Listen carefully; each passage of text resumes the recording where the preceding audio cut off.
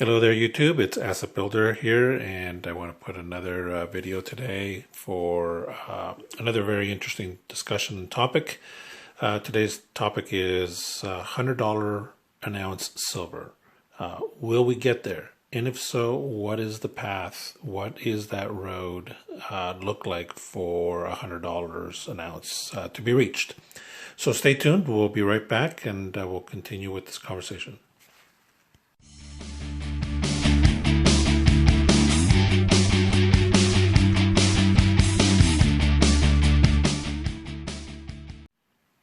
All right, I'm back. Thank you very much for holding on here. Today's conversation is, will silver reach $100 per ounce?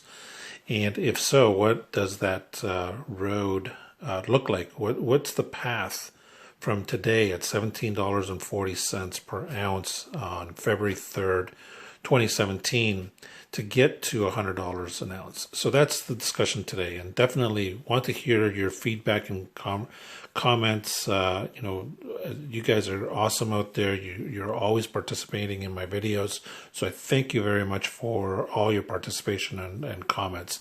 Greatly appreciate it. So no different here with this video. Please send me your comments and feedback once you see the video. So $100 an ounce of silver, that sounds like a lot of money, right? So we're at $17.40.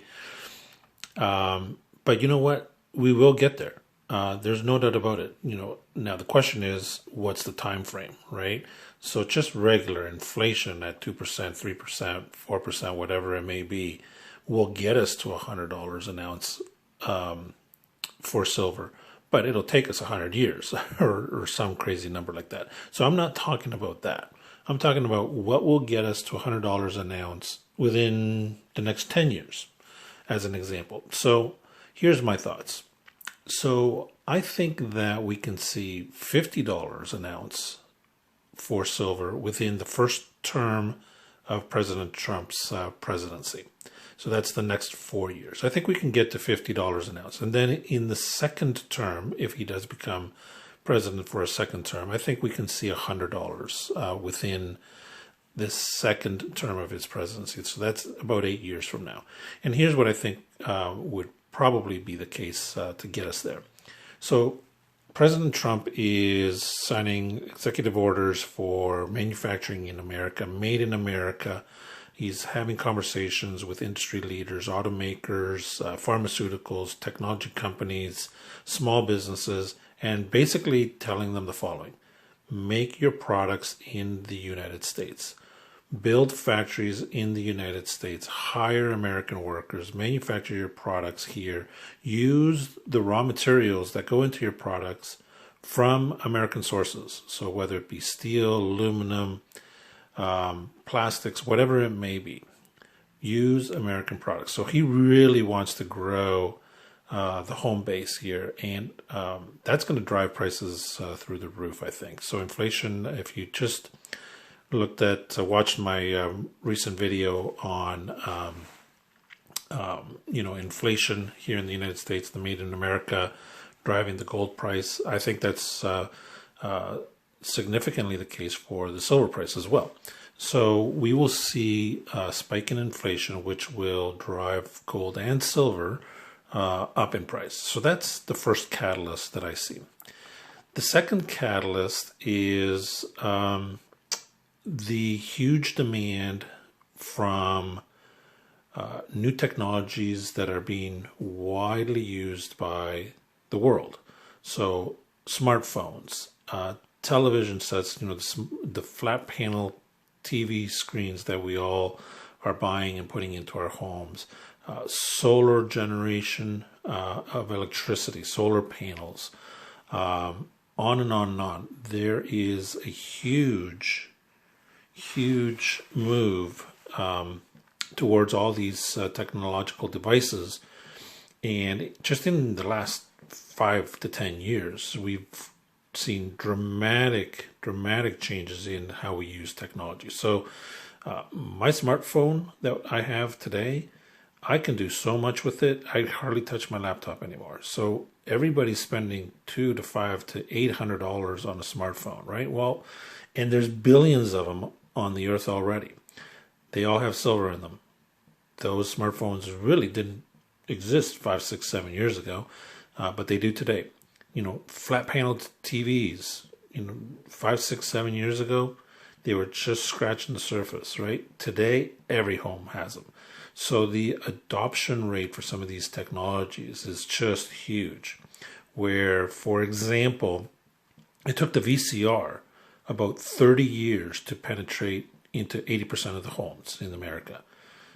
30 years, right? That was a brand new technology. We all ended up using it, or about 80% of us did, but it took 30 years to get to that. Whereas smartphones, 5 years, very, very quick adoption.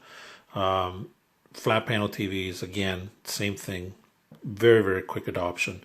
All these smart cars that are really starting to come to the marketplace right now, all the technology in the cars. You buy a brand new car today, or a car that's 1, 2, 3 years old. It's got all sorts of technology in it. It's got a screen inside it. It's got touch screens.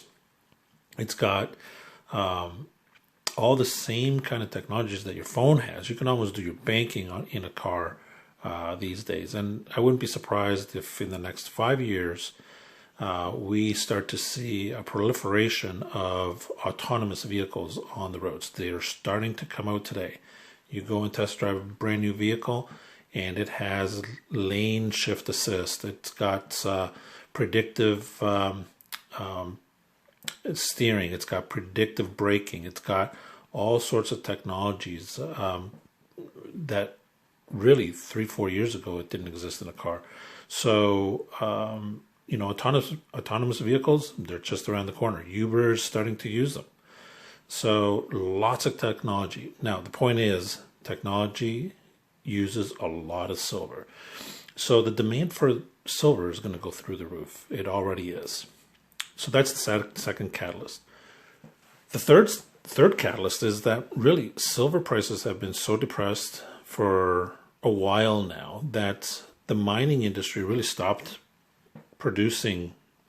mining silver out of the ground. It just wasn't economical for them. So they shut down low producing mines. They've shut down the high cost mines. They've shut down a significant percentage of the production of the mines that were out there. Now, some of you will say, well, really the bulk of the silver comes from as a byproduct of the mining of other metals such as nickel or aluminum or copper. And that's true, but that's only a byproduct, right? So the main focus of those mines is that other metal. So pure silver mines, they've really been shut down significantly, from 2008, 2009, when silver was under $10. And today it's at $17.40. It's still very, very cheap and really difficult to make a profit from a silver mine. Now, the reason why I mention that is, as all those mines had been shut down, it really now takes a very, very long time for a mine to start up. So production, even if the price spikes a little bit, it takes 5 to 10 years to ramp up a brand new mine. From doing all the research as to whether a property is economically feasible or not, to production can take many, many years. And even to restart up old mines takes a long time, because it just, it's not something that you can just flip a switch and the mine is producing again. So the production and the supply out of the ground has been significantly reduced over the last decade. So that is factor number 3. Factor number 4 in my mind is, now that President Trump is in power, he's, in the first couple of weeks in office, he's really starting to show his teeth a little bit. He's starting to go to some of the countries around the world. Not that he's traveled there, but he's picking up the phone and he's talking to Mexico, Australia, Germany, Iran. In the last day or two, he's really starting to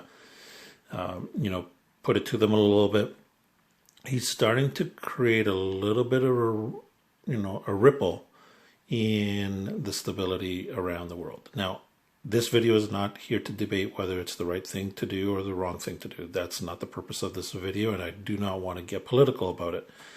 However, the little bit of instability that he's creating, and I think there's going to be a little bit more as his presidency starts to take shape, is going to drive gold and silver higher, right? So as a safety bet, as an insurance bet, people are going to acquire and accumulate and hoard more and more silver as a means to protect themselves, as a means to protect their families, as a means to protect their wealth, as a means to save for retirement, as a means to save for the next generation.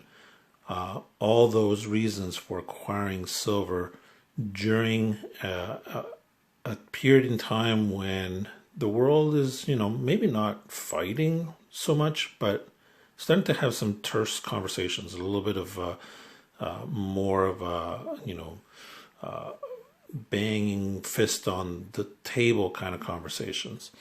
So I think that for those reasons, within the first 4 years, first term of President Trump, we could see $50 silver. I wouldn't be surprised, not for a second, not for a split second. And if President Trump gets reelected and gets into a second term in office, I would not be surprised one bit if we see $100 silver. All those factors that I just named really are huge economic drivers for the price of silver to go significantly higher from where it is today, here at $17.40 on February 3rd, 2017. So if I were to make a prediction, and I'm not a big fan of making predictions because everybody out there in the whole world is making predictions of $100 silver, $1,000 silver, $10,000 gold, on and on and on, right? And we will never know whether those individuals are right or wrong. But if I were to make a prediction, I'd say $50 within 4 years, $100 within 8. Wouldn't surprise me one bit. So folks, send me your comments, feedback. Let me know your opinions. Am I on base? Am I off base? What is your strategy for accumulating silver? I think that if we see $50 and $100 silver, there is going to be a mad rush to acquire more, because that would signal a significant shift in the mentality of the investor, the stacker, the accumulator. So send me your comments, send me your feedback. Let me know what you think. Secondly, hit that like button. Greatly appreciate it if you would. Helps me a great deal. Helps YouTube, rank my video a little higher.